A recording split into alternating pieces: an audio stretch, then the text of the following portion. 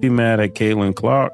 She's getting $28 million. Don't they want sisters to get paid, or they don't want a white girl to get paid first? I think that's what it is. Definitely what it is. Since she has signed this contract, you guys, and her WNBA season has come and gone. And with that, Nike has not done one thing to promote her. We have not seen any commercials. We have not seen any ads. We have not seen any Caitlin Clark merchandise. And we for sure as hell have not seen any Caitlin Clark. In the world of professional sports, where talent and dedication usually drive success, there's often something else that captures attention: controversy.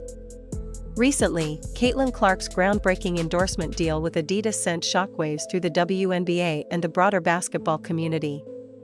While the young star enjoys her skyrocketing fame, not everyone seems thrilled.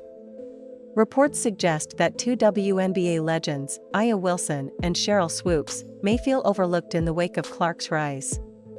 This has sparked a bigger question: is women's basketball being divided by jealousy? Or are we simply witnessing a new era where rising stars compete fiercely for the spotlight and fan attention? Struck absolute gold when they signed Caitlin Clark to an 8-year, $28 million endorsement deal. So why in the world are they ignoring her? It's Nike, Under Armour, Adidas, Reebok, whoever said, because she sell our shoe. Could we sell our shoe? Because when you sit there and say, Caitlin Clark got $28 million, first of all, that equals $3.5 million a year if you do the division. Ever since, Angel Reese had that injury, to me, and also coming off of Olympic break, Caitlin Clark separated herself. Yeah. She should have been unanimous. Now, to celebrate her, one thing that people forget is, as a rookie, she was the most blitzed player in the WNBA, and she still put up 19, 5, and 8 assists. When you deal with corporate America, it is no feelings involved. It is purely business. And a lot of people get emotional over race, over how good you are, over if this person's a better basketball player, football player, rapper, singer, whatever. It is all about business for corporations in corporate America. And it's all about Clark's Adidas sponsorship wasn't just another endorsement deal, it marked a turning point for women's sports. She isn't simply the face of an Adidas campaign, the brand has effectively given her a seat at the table, signaling that they see her as the future face of the WNBA and possibly of women's athletics as a whole. This isn't just about another basketball shoe, it's about a fundamental shift in sports marketing. And that shift brings competition. WNBA star A'ja Wilson, already a champion and one of the league's most recognizable figures, has appeared in major campaigns for brands like Nike and Gatorade. Her magnetic personality and on-court success have made her a household name, but Clark's rise introduces a new kind of rivalry, one that extends beyond the court. A'ja Wilson have a shoe, and every black young lady to have a shoe. But she's marketable, and I'm not saying you young ladies aren't. You said A'ja who? A'ja Wilson.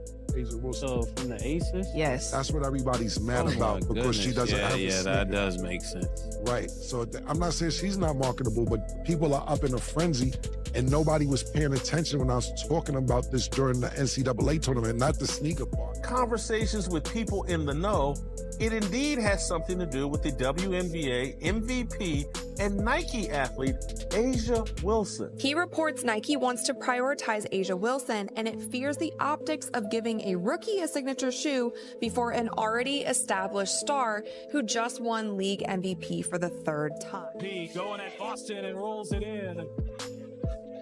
This is going to be a good matchup. Mercedes and A'ja. We'll sit on Russell. Bring it on. Hey. Fall and get back up again. To show that when you stand for something, it will stand forever. Gatorade. Wilson has long commanded respect, particularly among WNBA players. For years, she was seen as the face of the league's future, the player who would carry women's basketball into its next era. Yet, her spotlight has dimmed somewhat in the wake of Caitlin Clark's meteoric rise. Since Clark's endorsement deal made headlines, much of the media attention that once centered on Wilson has shifted toward the rookie phenomenon. Then there's Sheryl Swoopes, one of the original icons of women's basketball. Often described as the WNBA's answer to Michael Jordan, Swoopes was a true pioneer who helped bring mainstream attention to the league.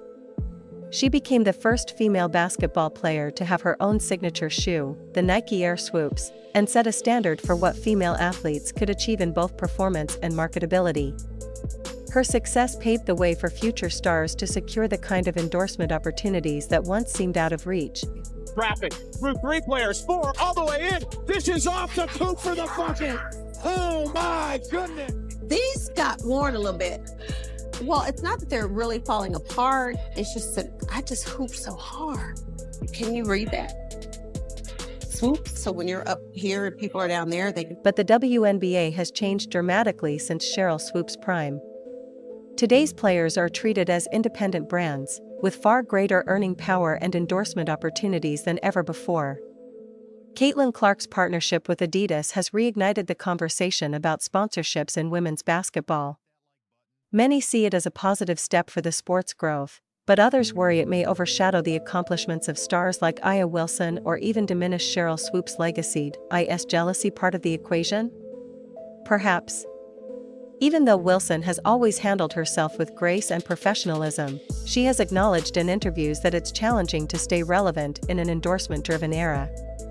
It's not unreasonable to think that a young player like Clark, who hasn't yet reached her WNBA prime, could unintentionally stir some competitive tension by landing such a massive contract. After all, this isn't new in sports.